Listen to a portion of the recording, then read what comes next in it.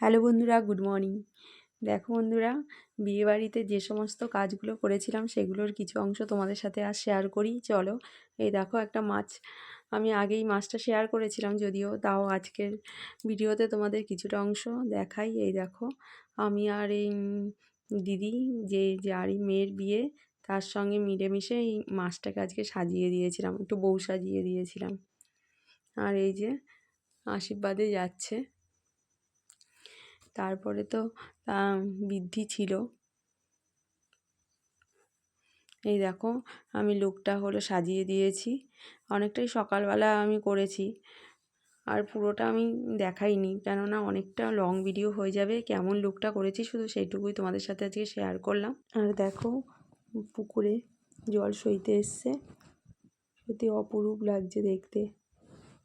আর ওদের সব গঙ্গা যাওয়ারই কথা ছিল, কিন্তু প্রচণ্ড ঝড় বৃষ্টি এসেছিল, তাই সবাই পুকুর থেকেই জল নিয়ে গেল।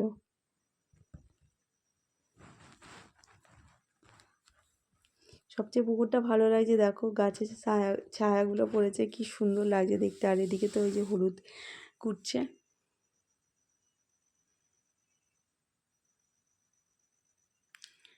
বাঙালি মানেই হাজার নিয়ম কানুন, বিয়ে হোক আর পুজো হোক, নিয়মের শেষ থাকে না।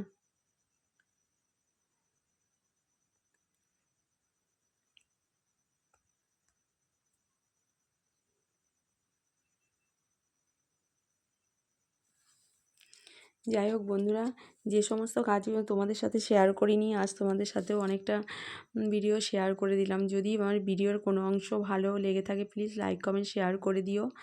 আর যে সমস্ত দিদিভাইরা আমার চ্যানেলে নতুন আসছো, তাদের অনেক অনেক ধন্যবাদ আমার পাশে থাকবার জন্য। আশা করি তোমরাও থাকবে, আর আমিও চেষ্টা করব তোমাদের সাথে থাকবার।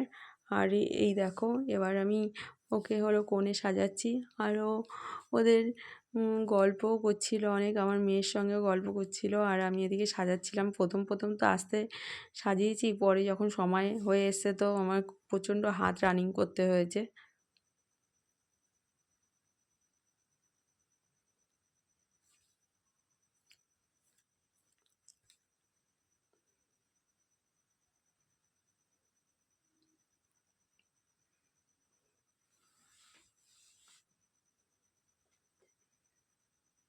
আর দেখো, আই মেকআপটা একটু গোল্ডেনের উপরেই রেখেছি, কেননা এটা কনের সাজে, তাই একটু আই মেকআপটা একটু গোল্ডেনের মধ্যেই রাখলাম।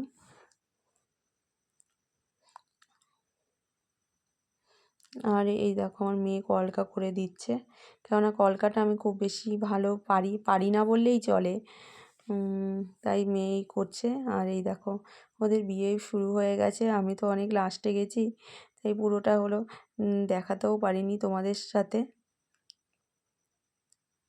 যাই হোক বন্ধুরা, দেখো খুব ভালো লাগছে ওদের একসঙ্গে। ঠিক আছে, আজ এই পর্যন্তই রইল। ভিডিওর যদি কোনো অংশ ভালো লেগে থাকে, প্লিজ লাইক কমেন্ট শেয়ার করে দিই। ঠিক আছে বন্ধুরা, আজ এই পর্যন্তই রইল। সবাই ভালো থেকো। নেক্সট কোনো ভিডিও নিয়ে আবার আসবো। আর ওদের অনেক অনেক আশীর্বাদ করো, যেন ওদের দাম্পত্য জীবনে অনেক অনেক সুখ শান্তিতে ভরে ওঠে।